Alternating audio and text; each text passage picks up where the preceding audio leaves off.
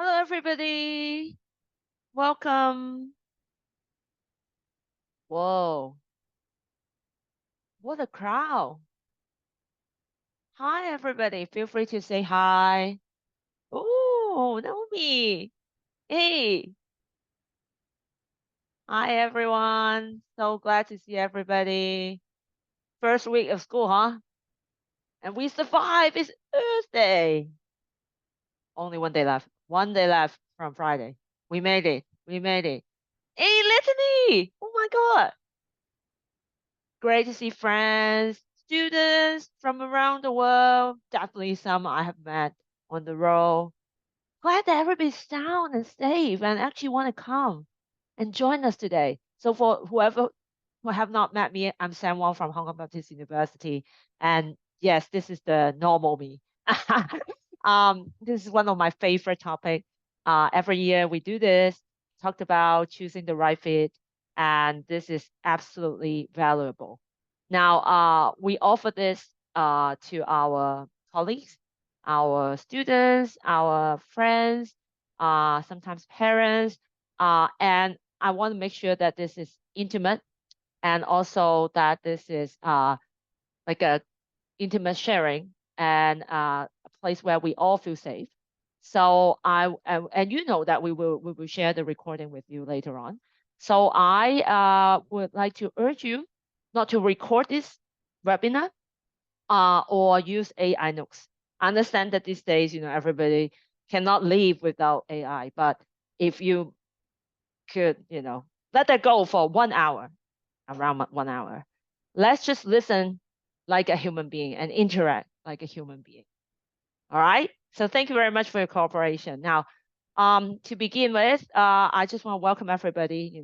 Great start of the academic year again. I mean, it's great, kind of. A lot of work. The first day when I wake up, I'm like, oh, so excited, but then you go like, oh, so much, right? Especially for the juniors or the senior when the decision to choose which university has come to like in your face, like you can't hide it anymore, right?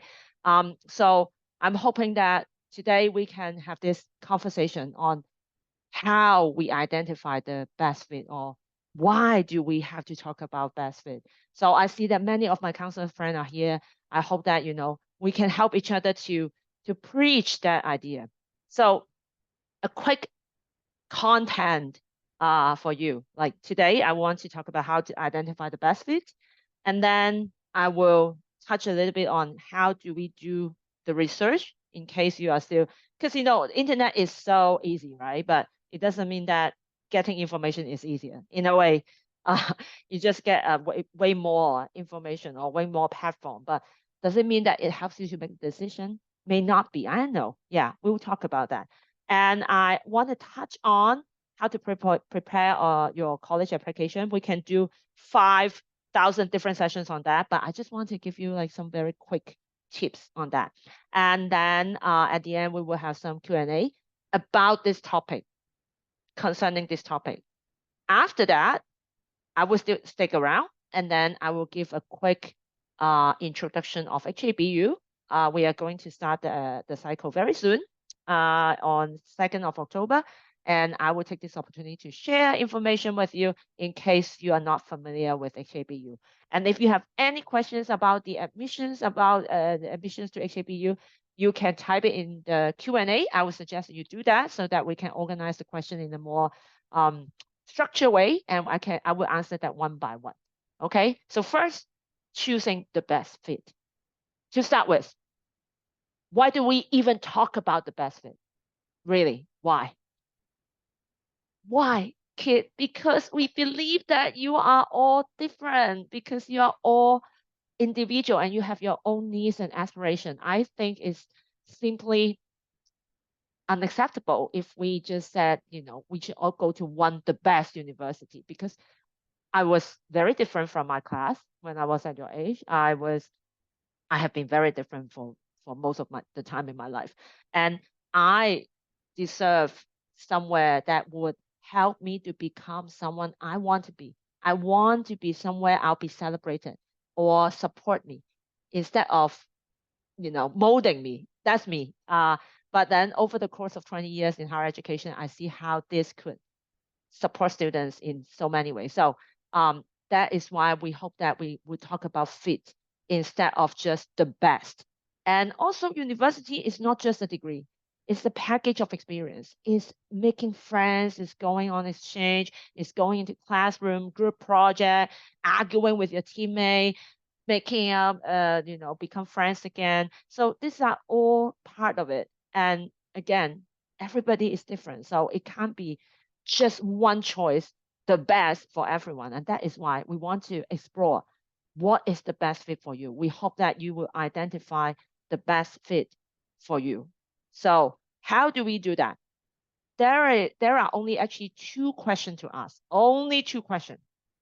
What and where? Easy, right? Only two questions. Two big questions. And then we have many small questions. So question number one, what? And in this situation, in this case, the main question is, what do you want to do with your life?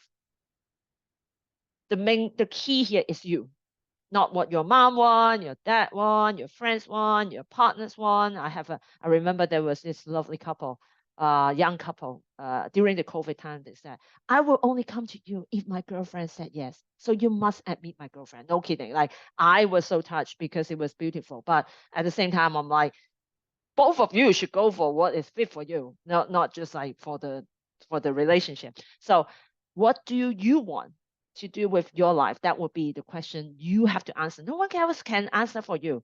But it's big question, right? So I want to break this down into some smaller question, or give you some tips on that. Number one, your interest does not necessarily translate into the program name. For instance, I love dogs. I think dogs are better than humans. I think we don't deserve them sometimes. And I want to do a lot of things for doggies. I want to tell people to treat them right. I want to promote healthcare for dogs. I want to build more dog parks. It doesn't mean that I have to go for the Bachelor of Doggies. Like there's no such thing. But depending on my strength, I can look for marketing. Maybe that will give me the skill set to promote the idea of treating dogs better. Or I can go for finance because I would be great for an NGO for doggies and I would run the numbers. Or I can be simply, going to government and international studies and change the policy on how we treat dogs. So what you're interested in does not necessarily translate into the program name. And in reverse, you don't have to determine what you are interested in based on the program. Sometimes the student come to me and look through the programs and go, so maybe creative writing? Well, that is a good one. Everyone is a good one, but I mean, they are not sure. They were just going through the program and try to fit themselves in. But maybe you want to do that vice versa, especially if you're in your junior year. What interests you? What get on your nerves? What do you care about? Who are you? That might be the question. I know it's a big question, but at the same time, you should know, right? I mean, for example, I just watched, well, we were talking about this with the student. I watched K-pop Demon Hunter and I really like it. And I keep thinking that I don't want to be the manager. Like, I never want to be the manager. But maybe I want to be the tiger. No, maybe I want to be like on the side, like the sidekick. So think about who you are in a situation. What do I want to be? And what kind of education I want to get. So that is something, what your interest is, or what get on your nerve, in another words. And then job market demand does not mean career prospect. That is also something students always mention. Like they often come to my table and say, I want to study AI. And I'm like, oh, so you are passionate about AI? They're like, no, if I don't study AI, then I won't get a job. Like maybe to start with, I don't want to argue whether AI is in like a job market demand at the moment. Let's assume that it is. Does it mean that it is still the same when you graduate from uni? There will be like 4 or 5 years ahead. What if the world's change? So instead of just looking what is here, what is needed right now, how about focusing on what you are passionate about? Because if you're not passionate about something, you will not thrive. You can like force yourself into studying AI and coding because you think this will get you a job like right now, but you might never be like the best in it, or you might not enjoy it. And I mean, at the end of the day, if you really choose a career and you don't like it, that's a very long time in your life. Do you really want to do it? I mean, I love my job. I'm very lucky. I am one of those very few lucky people on earth that have no problem wake up in the morning because I know what I'm doing and I love what I do and I love working with you, the counselor, the students. Then that matters a lot. You don't want to go to a job that you were forced into because you thought that that was what was asked for in the world. And seriously, if you want to be like go up higher, you definitely have to be passionate about the job. You think Steve Jobs just won the job? Like, yeah, because I want to be a CEO. He loved it. Like he totally loved. He changed the whole game because he is a storyteller. Like they never tell story. Let me tell the story.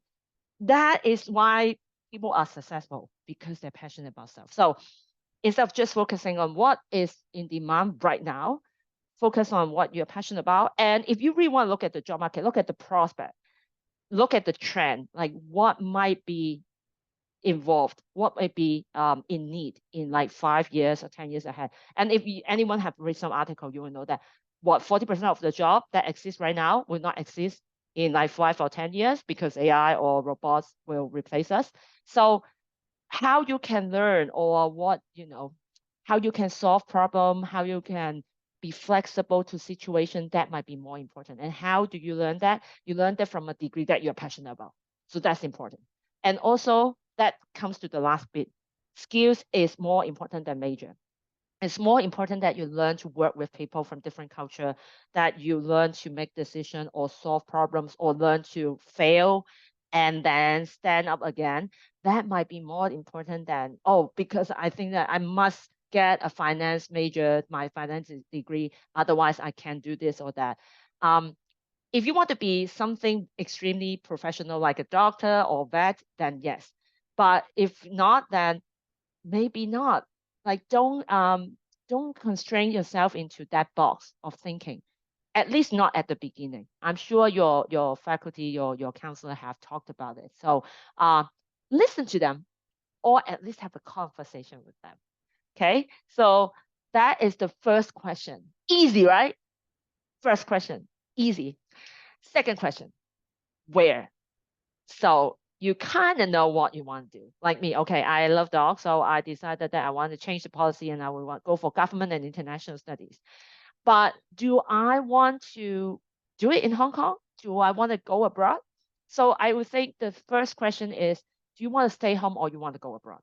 Now you are in this webinar, so I assume that you might be interested in going abroad. Maybe you're curious, but I do want to emphasize that as much as I wish that you will, you know, explore your options, don't feel pressure that you must go abroad. There are many people who say a lot of things, right? Some people say, you will not survive if you go abroad. But then some people say you will not get a job if you don't get a degree abroad. Listen to them, digest, but then at the end, ask yourself, what do I prefer? Am I will I be more comfortable doing my undergraduate at home?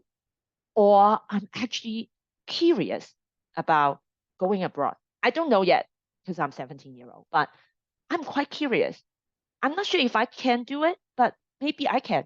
If you have that curiosity, I say go for research. Start doing your research. But if you are very much, opposed to that idea, talk to your counselor about it.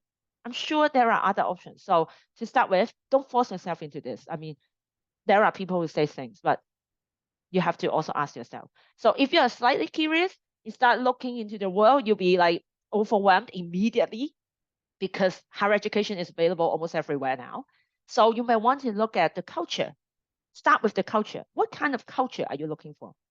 I mean, if you already identify a country that you're interested in, that's great. Or a continent, then that's great. But if not, you have to, again, ask yourself, do I prefer a city or do I want to be in the countryside? Because I mean, I grown up in Hong Kong. I grown up with 6 million people, and now we have 7 million people, and that's just my day, like just my daily life, right? When I go to the countryside, I love it for the first 2 days, and then I will be like, where is everybody? And I would also want to wake up at 3 o'clock in the morning and go down to the convenience store and get some food. And I probably can't do that when I'm in the countryside. I can do that all my life in Hong Kong. So that is a huge difference. And if we're talking about spending 4 years of your life somewhere, you probably want to be somewhere you feel more comfortable. And also when we look at continent, I mean, it's very common that students are aspire to go to North America, right? Okay, America or Canada, or some say want to go to Australia, and all of them tell me that I don't want to stay in Asia because I've been in Asia all my life.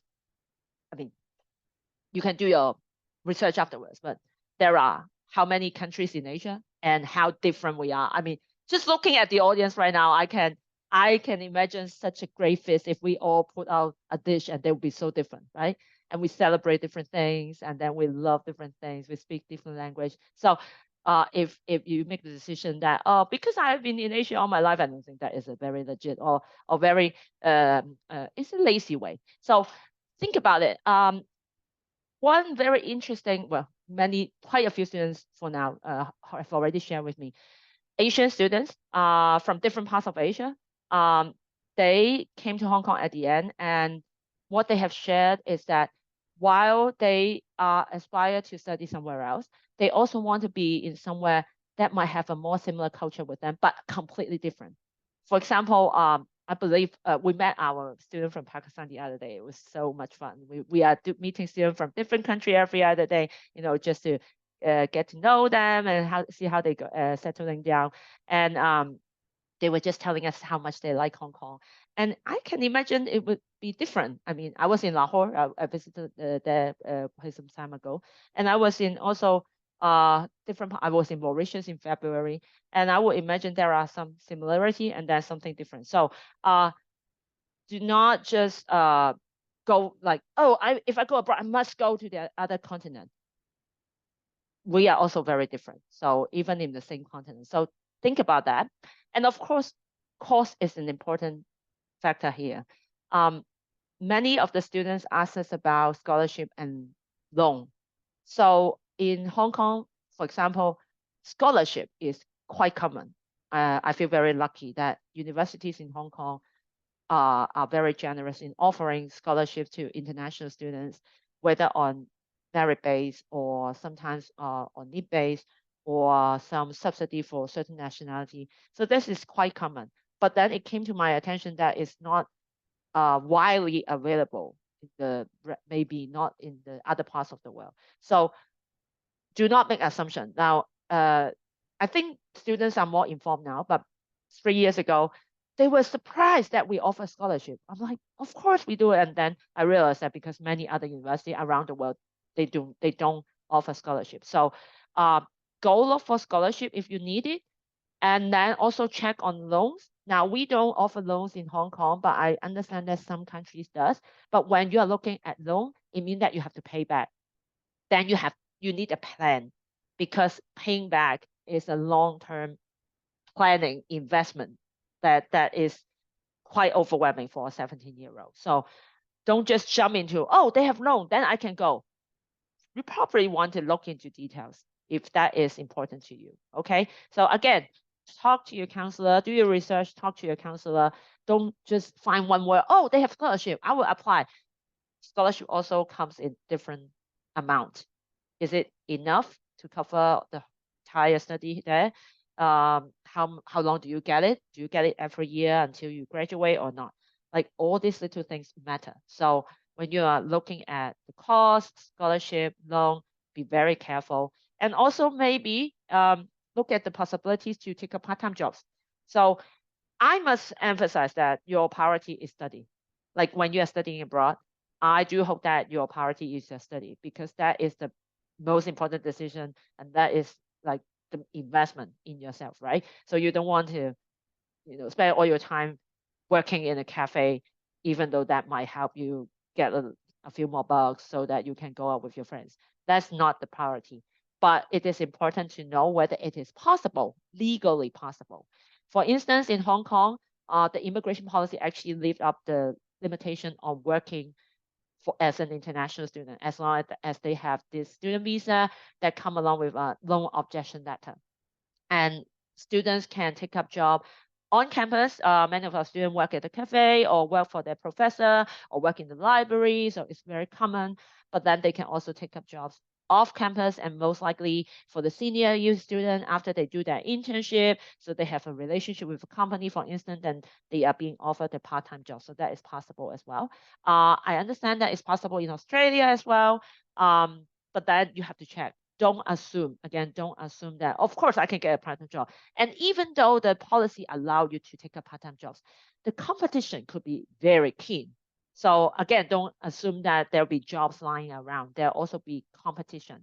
And I might be sounding, you know, not very encouraging. But the thing is, I have seen too many students having this making a not well informed decision, and they were disappointed at the end. And I would rather that you do your research well at the beginning and make a well informed decision. All right. Okay. So that's number one, location. Number two, academically fit.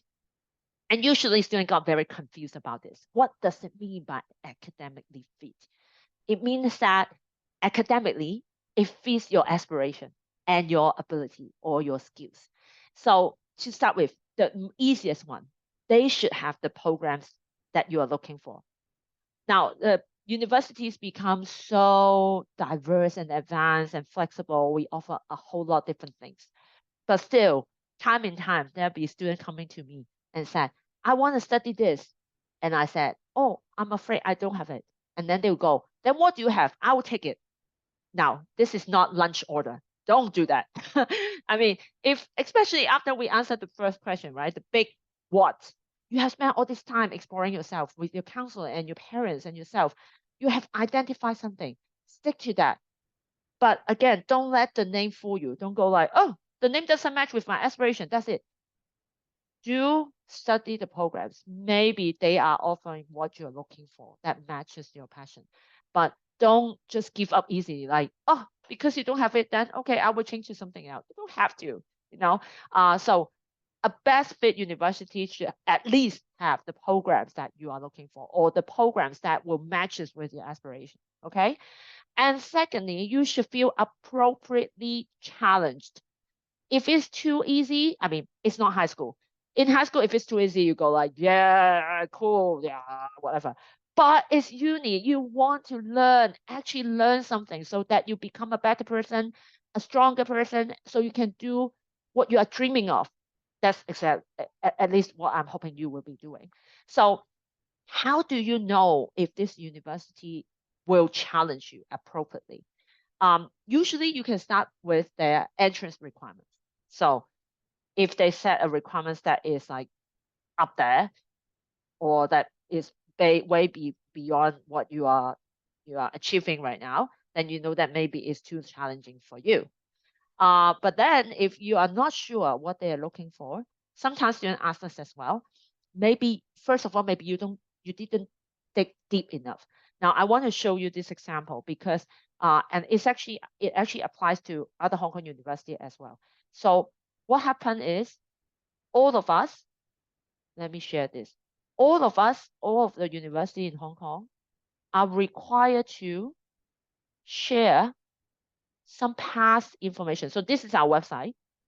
Let me put it in the chat in case that you don't know where our website is, everyone. So this is our website, right? If you go down, you will see the entrance requirement, admissions requirements. And actually, that is the average admission score in the past 3 years. So you can have an idea what kind of students or what kind of scores or what kind of grades that we have been admitting. And that you can look at it and compare it with your own like academic performance. Maybe it will give you some idea. And that could be some conversion here. So even though you are not taking A level or IB, you can try to convert that. I think it could be easy now with the internet and everything.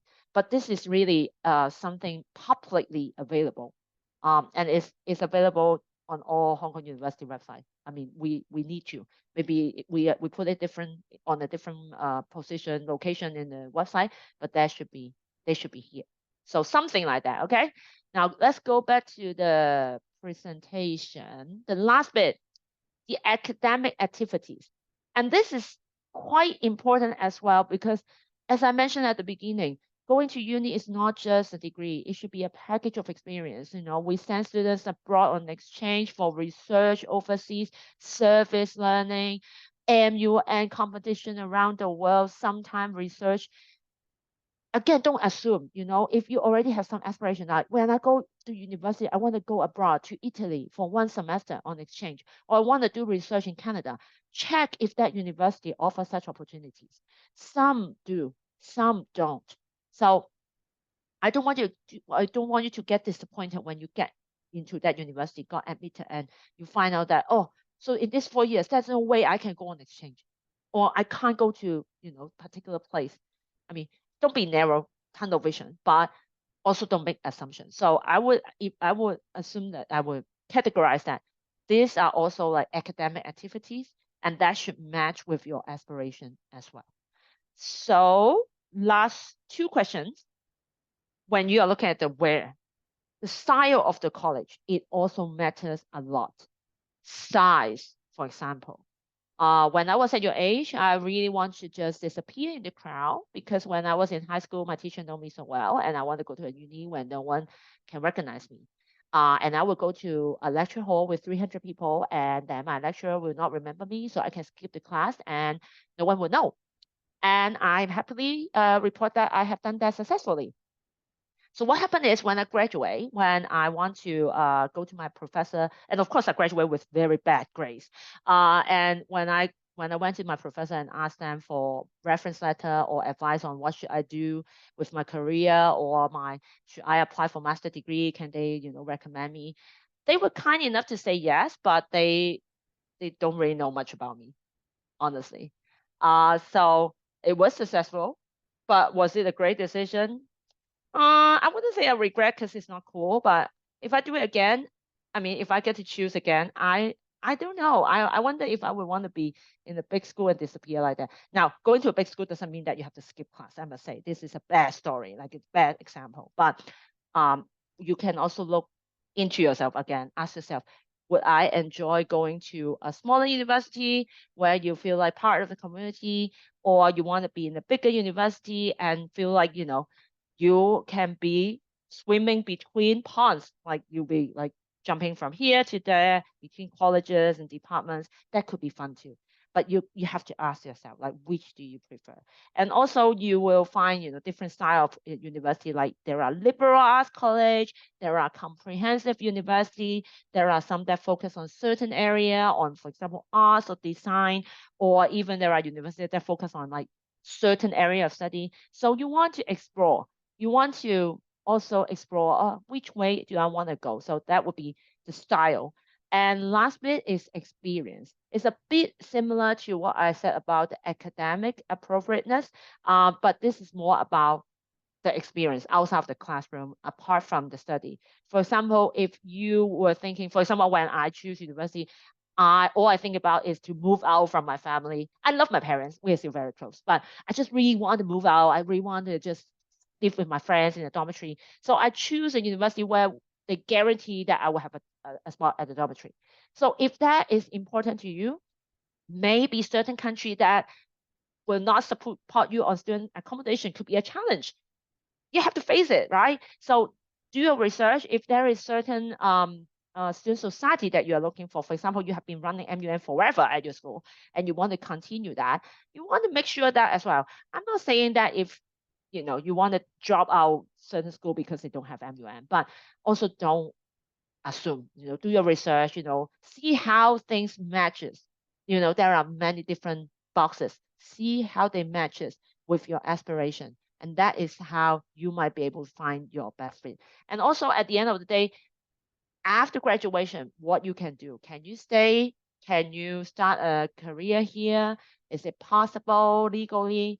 Can you go on further study? Is the degree internationally recognized? How about staying in that place, getting a permanent residency? Is this something that you're looking for? Would that matter? So that is also the expectation on experience. So you might want to sit down with yourself and your counselors and your parents maybe, and then go through all these things. I know your head is already like exploding. Like it's so much. Again, there are only 2 questions. I'm only giving you some small questions. Don't overwhelm yourself. 2 questions. And you have time to answer them. So after you answer these 2 questions, you go into the research part. How do you find those universities?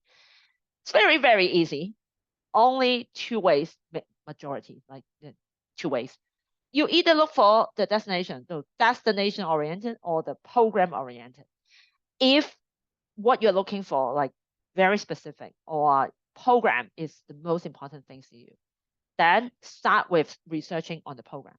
I remember one of the students who joined us 2 or 3 years ago from Kazakhstan, and they joined us and they joined our communication. I said, how did you find out about our communication program? And they said, because communication is the one thing I want to study.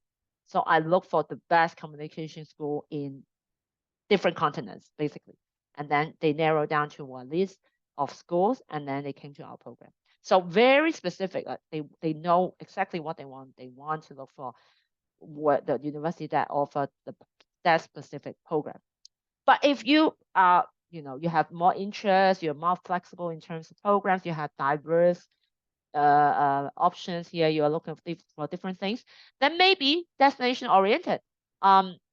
We just heard from the students the other day that they will choose one from Europe, one from North America, maybe one from Australia, and one from Asia.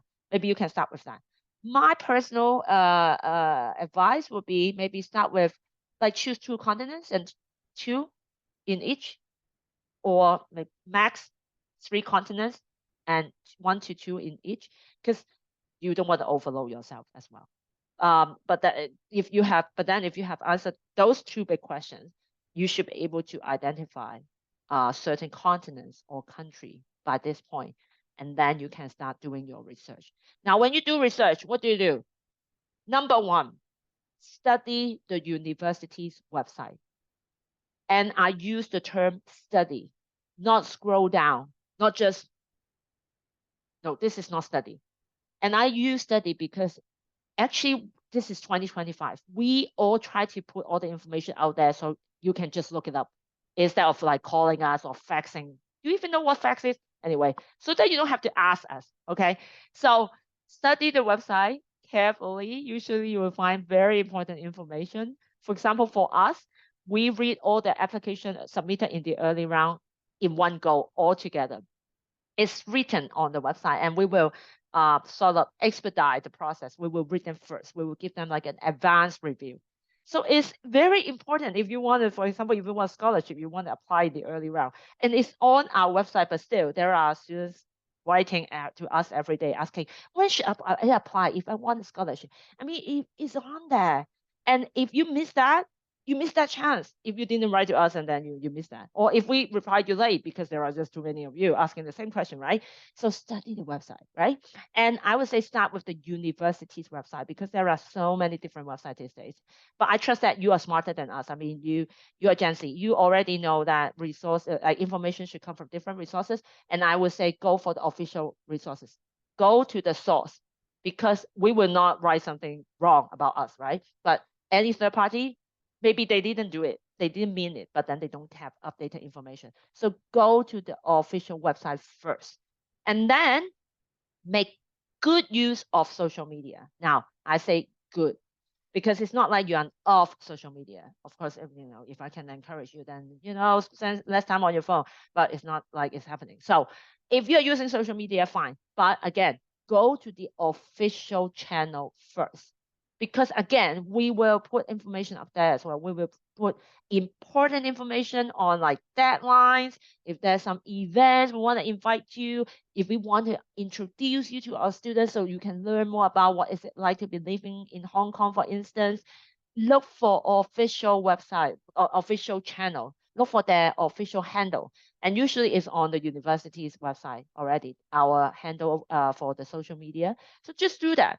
I had spoke to a student who actually found us because they typed "Good University Asia" and they found us and they were here. I was happy, but it was not the right way to be. So come on, let's make good use of social media. Uh, if aside from the official handle of the university, if you are not familiar, not so familiar with the city, maybe you will also look for like the KOL, the student KOL, because there are all kind of student influencer, right? And many of them talked about their student life in a certain city or country, right? So you might want to also have an idea of what it's like as a student in that certain country. But again, please start with the official account. And then attend an admission talk. Now, this is not really an admission talk, but we will be holding admission talk after this and also in the future. And all of us do that. I think every university, every other university, most of us do that because we understand that, we can't travel everywhere and then you need the information and we want you to make a well-informed decision. And why is it important to attend an admission talk? First, you get the information. Second, you will be updated because now you are in the database and you'll be updated of deadlines. You'll be reminded if you should take action, and that will come from the university. So not like just overhear someone or getting wrong information. And also, usually when you attend an admission talk, there'll be a Q&A, and you will ask question. You can ask question that troubles you for a long time, and then the admission officer will happily answer your question because that's what we do. So in a way, you get more out of a webinar than just writing an email to us. Because in the email, you can only list out the question that you already have, but you don't know what you don't know, right? So attend an admission talk if you had, or even if you can't attend the talk, usually just sign up and then they will send you a recording. It's very common. So look it up if you have an idea where you want to go. See if they offer an admission talk, or go for their YouTube channel and see if they have any recording. Maybe for last year, but it gives you an idea. And then last but not least, talk to the current students. Well, they are my lovely students. Yes, they are all my love students. But I mean, every in university they have their own students. Some will have like a page where you can connect with current students. If not, just reach out. Just that, oh, I'm very committed in going to all of them. I'm extremely curious about studying at HKBU. I am from Thailand. Can I be connected to a student from Thailand? Or I am interested in studying in game design and animation. It's so niche. I really want to talk to someone. Can I be connected to someone who is in that major? Just ask and see if a university can connect you with the students. I mean, it also says something about the university, right? But usually, I mean, these days, the university either provide like a page where you'll be able to connect with students or you can reach out. So try to do that because I trust, I think at the end of the day, you should listen to the current student because they are living it. And why would they lie if it's not good? They probably want to help people too. I mean, well, of course, you would say that, oh, if we recommend you to someone, they must be student ambassador. Well, yes, of course, they need to be able to communicate well, but it doesn't mean that they will tell you the truth. So we always encourage students to share their challenges because you need to make a well-informed decision. So try to talk to current students if you can. Okay, coming to the very last bit. This is really just a dessert. It's not really part of the original design, but I thought that you're already here. Maybe I can also give you some tips just to start with because we can go on and on forever on tips. But just to give you some tips, very personal tips, basically. What's required for college application? Number one, good grades. Yeah, that is useless, right? We all know that we need good grades. I know we know that, but do we really know that? Especially for the junior, maybe you know that I need good grades, but then I'm not sure That is one thing. And at the same time, many of the students I come across, they thought that they need the best grades. That is that is horrible. I mean, I feel I am very sympathetic to that. I have so much sympathy because I remember talking to so many students, for example, IB students saying that, oh, I'm only predicted 38. There's no way I can go. I'm like, do you know what is the average IB grade is? So when I say good grades, be reasonable to yourself. I mean, it has to be good. So please don't start studying in your last year. But also, if you are starting to do your research and you already know like what grades you need to get to which school, then maybe do that matching. Of course, if you can do better, it would be great. I'm not saying that you should just, yeah, okay, 35, I'm done. Not like that. But also try not to drive yourself nuts. I just have seen too many students, giving themselves that pressure. And maybe that pressure comes from a lot of different places as well. But I would say if you start doing your research and you understand what the universities that you are interested in are looking for, maybe that helps you to pace yourself as well. Because of course, you can say, I just want to get like A star for every single subject. Yes, but when you can't do it immediately, or maybe it takes time. It's difficult. Studying high school is not easy. I hope I mean, you all don't know that now because most of you are in high school now. So try to match your ability, expectation, but also plan ahead because I also see students who will be like, oh, I'm now in my second term in grade 12, and now I realize how important it is to study, but it's too late. And I'm sure counselors have come across this student maybe almost every year. So planning ahead is still important, but also good grades. Like don't drive yourself crazy. Standardized tests. I mentioned it here because there are so many questions around standardized tests. Um, some students well, quite a lot of students will still imagine that they must take certain tests to enter a uni or to apply. It might not be true anymore because after the pandemic, many of the university, even in US, they drop the requirement for standardized tests. So do check the requirement first. Again, do not make assumption and think that, oh, I must save up and take the SAT. And if I take it, if it's not good, I will take it again and again because otherwise I have no chance. Think about it. Do your research. Is it really true? For example, for us, we accept over 100 different curriculum, so many national curriculum or qualifications. It might be already on our list what you are studying. You might not need to take SAT, but you might also, for example, some students will think because it's in Hong Kong, you don't need to use English, which is obviously a big myth. Otherwise, I won't be here. We teach in English. That's why we recruit students from around the world. So that's why we have an English test requirement. So for that part, maybe it can't be waived. And for some country, they ask for English requirement or proficiency for the visa. For example, for Australia. So go do your research again. Make sure that you have what it takes. For example, for us, we actually allow them to submit their English test result later. But is it the same for other country or other uni? Might not be. So again, don't make assumption, but bear in mind that it might be something you want to check on. And then the last bit, non-academic performance. Now, there are also many students who ask me, what activities should I do? Should I take? Should I complete to put on my CV, to put on my college application so that I will get an offer?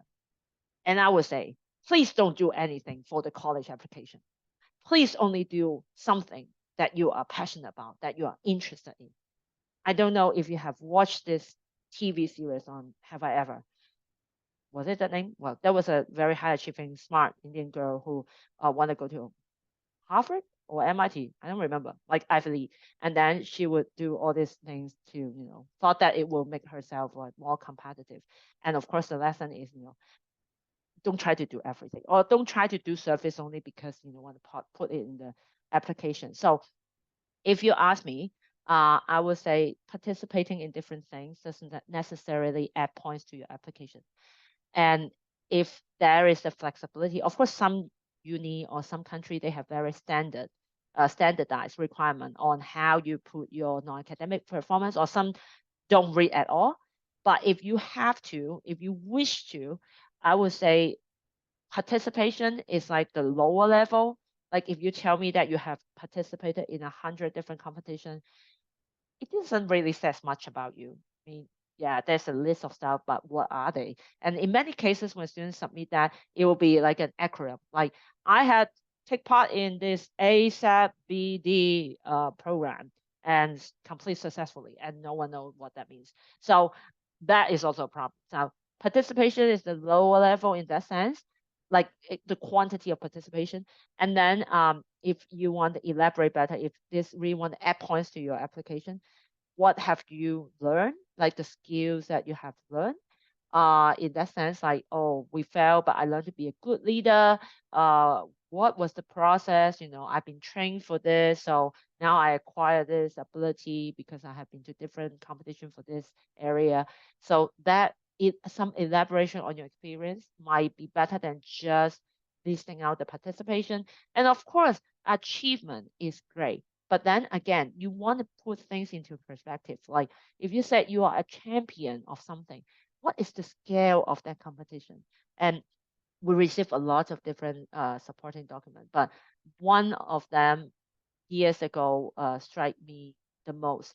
Um, there was an applicant who sent us like photos of medals, many of their medals, and you can tell that they are definitely an outstanding student. But I couldn't tell much from the photo of the medals. It's like championship, medal. Um, and that was I feel sorry. Like, we could have know more about that student. Maybe they have more to give, but it doesn't show. So when you are presenting your non-academic performance, you want to be conscious, you want to be also skillful in your presentation. Now that is the end of the first part of this webinar on choosing the best fit. I want to limit the time on this Q&A to 5 minutes, and I will take questions that focus on the theme, choosing the best fit. Okay, and afterwards I will move on to giving a short admission talk of HKBU, and then we will have a Q&A on admission to HKBU. Does it make sense? Okay. All right. So I will have a look at the very busy Q&A session. Okay. ECA, I think I have kind of touched on that. If you want me to, but we do open our door to everybody. There is no religious requirement whatsoever. And before I introduce Hong Kong Baptist University, I do want to give you a very quick introduction about Hong Kong. And I'm pretty sure you have come across video like this. This is really our skyline. It is really just like that. If the weather permits, it's really just like that on any given evening. And I like it. It's a very fabulous city. So it's a very global metropolis. You will find vibrant city life here. There's always something's happening. You can do a whole lot of different things. But one thing not many people know, when people think about Hong Kong, they often thought that it's like a concrete jungle. But in fact, 70% of Hong Kong is countryside. You can see from this photo, the tall buildings are there. They're like Lego. But then we are also very green. We also have a lot of green. And that gives us a very perfect balance between the city and the nature, because it could be suffocating sometimes, living in a concrete jungle in a global metropolis. It could be like feel like that. So go up to the mountain, decompress a bit, and then come down, and we can do it all over again. And not to mention that it's a very safe city. So this is really something I feel very blessed. Growing up in Hong Kong when I was a young girl, I've been going out alone at night since I was 14-year-old. Never get into trouble. Don't do anything stupid, but you'll be fine. We have amazing infrastructure. We have one of the best public transportation in the world. It is affordable. It runs from dusk to dawn. It's safe. It's affordable. It's air conditioned. It's come every 2 minutes. The metro. I mean, we are so spoiled in Hong Kong, and having that kind of infrastructure allows you to do a lot of different things in one day, because I have been to many countries and I love many of them, but the traffic could stop us from exploring the city, the culture, the country. And in Hong Kong, we never have that. I mean, I usually schedule myself for three different things on at weekend because I can. Because if Google Maps said I can be somewhere on in 12 minutes, I'll be there. So this is a city where you can do a lot and dream bigger. And diverse culture, of course, for sure. So we are multicultural, multi-religious, and multilingual. Chinese and English are both official languages in Hong Kong. So if you walk down the street, if you go to the metro station, you will see all the signs are in both Chinese and English. And that helps expats and international students settling down easily. Now, at the end of the day, you might be looking at, what's afterwards. So in Hong Kong, it's really an opportunity of abundance opportunity. Our unemployment rate is usually around 3%, even during the pandemic. I mean, seriously, I feel very lucky. And I mentioned earlier, in Hong Kong, we allow international students with student visa who have this no objection letter to take up part-time jobs during their study. And many of the students will take up internship as well. Most of them during in the summer, but sometimes they can also fit that in, especially with our students. They can also fit that in into their semester study if it is agreed by the academic departments. So having the experience of an internship will make the students more competitive because obviously you won't be a baby. Oh, one thing. In Hong Kong, when you are being sent as an intern, you won't be making copy or photocopy. You will be trained like a professional. You will be working side by side with professional. One of our students, one of our best students, who study finance and accounting, he was working at a big four. Not actually, he was not working at a big four company as an intern, but he got a big four offer afterwards. But when he was an intern, he handled like 9-digit account with the supervision of the real profession. Of course, it's not like he is, playing around someone else's finances, but that is how you learn for real because you are not just sitting around pretending you are working. And that internship opportunity or experience allows them to be more competitive. And if they want to stay in Hong Kong afterwards to start their career, they are allowed to because there is something we call IANG, IANG. That is the visa extension for international students who complete a government-funded bachelor degree program. So after graduation, you can apply for a visa extension for up to 2 years. And during that 2 years, you'll be, living like a Hong Konger. You can get a job, quit the job, go on holiday, come back. You will have access to come back to Hong Kong. So after spending 7 years, including your 4-year degree, you work for 3 more years, then you can go ahead and apply for your permanent residency. So there's a whole journey ahead. And also, our immigration policy is very friendly. The government is very supportive in welcoming experts, talents from around the world. And I really feel very supported and lucky that way. Now, very quick introduction of Hong Kong. Moving on, Hong Kong Baptist University. Well, this is actually the building where I'm speaking to you right now. We are on the 7th floor. It's actually a very short building in terms of Hong Kong standard. Like, really, it's like tiny. But this is where I am, and this is where you'll be, welcomed if you join us. So Hong Kong Baptist University is a community and a family. Fun fact, there are 8 public universities in Hong Kong. I have worked at 4 of them and I graduated from the 5th one, so I'm quite a collector. And this is the second time I work at Hong Kong Baptist University. And I must say, I really love I love the fact that, when I walk on the campus, someone will call my name and I will know exactly who they are. And I will actually know where they have been up to, how they've spent their summer, where they're coming from, not just geographically, but, the whole story, how we met. Sometime when I travel to the country, I can actually recognize my student and they actually know. And we are able to achieve that because of the student number. So we have only around 7,400 students, but we have over 700 teaching staff and faculty. So looking at the student-teacher ratio, you know why we are able to create that community sense. We also have 850 plus international students, and this year we just welcome students from over 30 countries, and it was so much fun. It was so much fun seeing them from all corners, just mad, and then instantly become brothers and sisters almost, and then started hanging out, making plans for weekend and all that.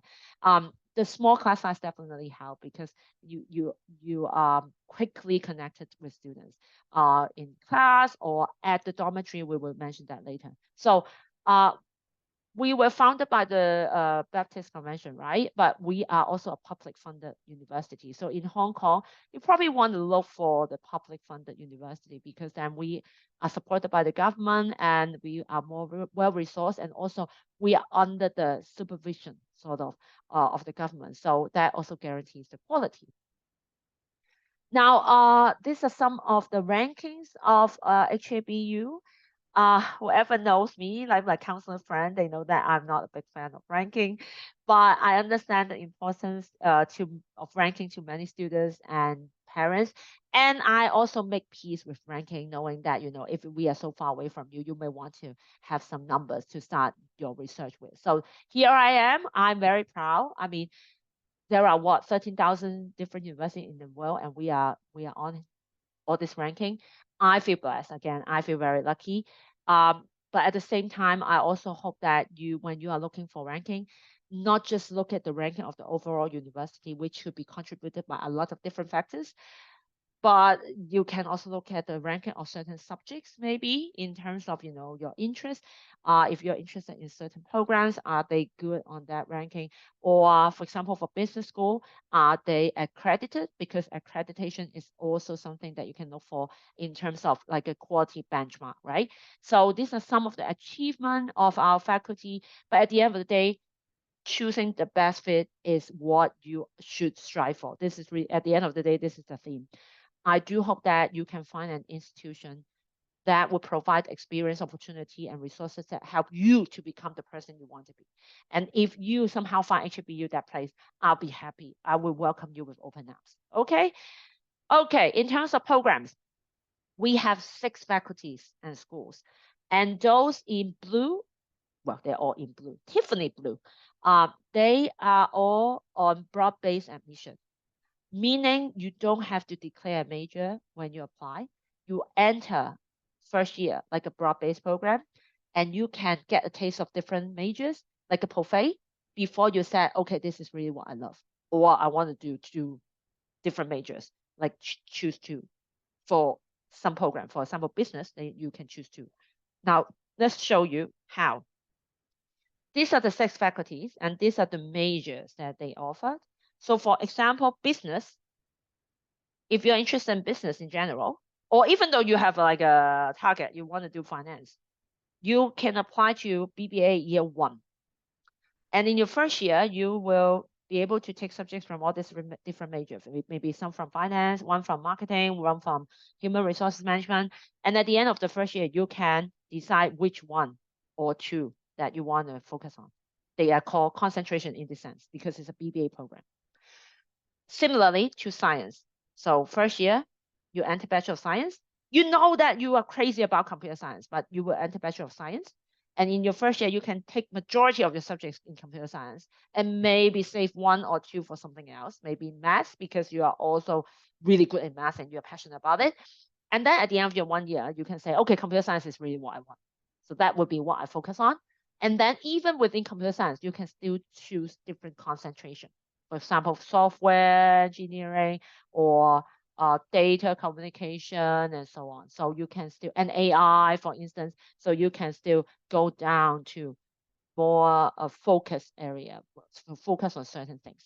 Now, I mentioned earlier that English is the medium of instruction for our programs, but there are 3 programs that requires Chinese proficiency, and they are Chinese language, translation, and Chinese medicine. So I think it's only fair. If you want to be a Chinese doctor, you have to know Chinese. Other than that, everything you see on this screen, they are taught in English. All right. So I mentioned earlier that, you can take like a first major, and then you can do a concentration, or you can even do a minor. But we understand that your generation want more. So this year we have something new. We have something we call transdisciplinary second major or second major. So for instance, you are passionate about writing, but you also want to study AI, but writing is your like bigger passion.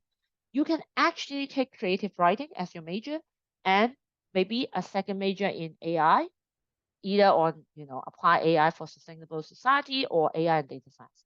It is actually possible if your program allow. So I said when your program allow, because if you're a computer science major, you cannot take AI and data science as your second major. That is already covered in your first major. So you need to still look at, what is available under certain major, but it is now available and you can see some very interesting topic here. I mean, creative industry management. Seriously, going back to that K-pop Demon Hunter manager, right? You can actually do that, but for that post, we actually have one degree. We have a few transdisciplinary degree, and one of them is BBA in global entertainment. That's exactly that guy. So you see that there are a few of them. So arts and technology, if you are interested in arts and design, please have a look at that program. If you have come across immersive arts, that is what is going to be covered in that program. So look at that. Global entertainment, we have this individualized major where you put together your own major, which is not a new thing anymore, but it is there for you, for someone who want to challenge themselves. But it's really what for someone who really know what they want. And we have an innovation in health and social well-being program, and also a brand new digital future and humanities program. So these are the something like non-traditional major, transdisciplinary major. So that those are the programs available in the classroom. What is outside the classroom is arguably more important or as important. So these are what we offer outside the classroom. Student exchange or overseas experience in general. Now we have over 380 exchange partners in 50 different countries.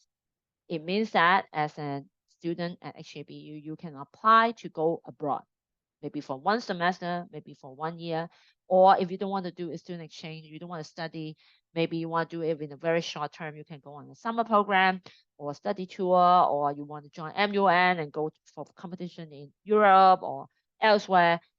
There are many opportunities. So we are very keen in giving our students that global exposure. And every year we send close to 2,000 students abroad on different occasions. And in many cases, we give them subsidies so that we hope that students will not be hindered because of the financial need or the implications. So global outlook is that internship I mentioned. It could be in Hong Kong, it could be in overseas, it could be referred by your department. In many cases, it's actually referred by your academic departments, but you can also look it up yourself. You can also go to the career center which we have. And then there is research opportunity. So if you're interested in research, you can start doing it as soon as in your year one summer holiday, or even during your year one. I mean, there are some brilliant students who start doing it in their year one. And we also offer stipend. In many cases, students get like a subsidy when they work as a research assistant, usually in the summer. And Hong Kong government also offer a PhD fellowship program. And this really bright kid here, well, he's already a young man, Felipe from Brazil, he is now studying PhD with us on this fellowship scheme. So I talk about the possibility to stay in Hong Kong after graduation, and many students will say, "Oh, Hong Kong is so competitive. How do I get a job?" So I mentioned the importance of getting an internship, the experience that will give you, but also the university provide a lot of support in that sense. So we have career exploration trip. We send students abroad to explore career. It's insane, I know. We have career talks and mentorship program. We have a lot of workshop on like CV writing, interview workshop. We have career fairs every year, and we also encourage students to think big, do their startup. If you are interested, there are lots of entrepreneurship training and support. And what I love most is that one thing is actually tedious, but I think it's so important. Every year we have an event, a campaign where we collect suits, business attire from senior students. And they would donate their old or, maybe not too old business attire, wash them, and then line them up at like a boutique for junior students, like year one student or two students to pick for free. Because I mean, you're year one students, and if you're an international student, you probably did not bring your suit, you don't have the money or all that, and they are there. And I know it sounds tedious, but that was a hard one. I mean, when I was at your age, I needed it, and I really cannot afford a suit. And I wish that someone offered me that. So what I want to say is for our career support, really from the first moment when you need a suit, for your interview, to training you how to go on interview, career fair, and then all that. So this is what we do to help you to be competitive in a competitive world. And at the end of the day, Vibrate Student Life, we have all sorts of support, student team, surface learning, interest club. I do feel proud that we have an amazing mental health support. We have an excellent mental health first aid captain program, and we train students to be mental health first aider, and they will be here to support fellow students if they don't want to talk to a counselor yet. They will be, equipped with the skill to support them or refer them to the right support. And what happened is we don't want you to scream for help. We want you to not scream for help, to anticipate what you need. And they actually do some fun stuff. Sometimes even for me and my colleague, when we walk by, we want to join the activity because it's usually so sweet and very caring. You want to be part of it. Okay, the hall, the student dormitory. So we have student dormitory, and this is actually the video where you can see the 2-person room. And you can see that most of the room are 2-person, some are shared by 3. They have your own side of bed and desk and everything. And we have some campus facilities, amazing campus facilities. Okay, I'm running out of time. So admissions information. And I'm running out of time. So I'll be very quick and I'll take some questions, but then I will let you to do your study and then you can reach out to us afterwards. Okay. So each applicant will have to meet university entrance requirement and English language requirements. There is no waiver whatsoever. So we are only listing some major requirements here or some international requirements here. As I mentioned, we accept a wide range of tests and qualifications. So do check on our website for details. Don't just read this and say, oh, I must take SAT. No, that is not the case, okay? Go to our website. And then these are the fees and expenses very quickly, just to give you a brief idea. It's still the number from last year because we are doing the review, but you can take it as a reference. And at the bottom, you can see that there are information on scholarships. So we have different kinds of scholarships and what is always subject to competition and availability. You do not apply for scholarship. No one apply to scholarship because it's automatic. So if you apply for admission, if you are outstanding, you'll be considered for scholarship.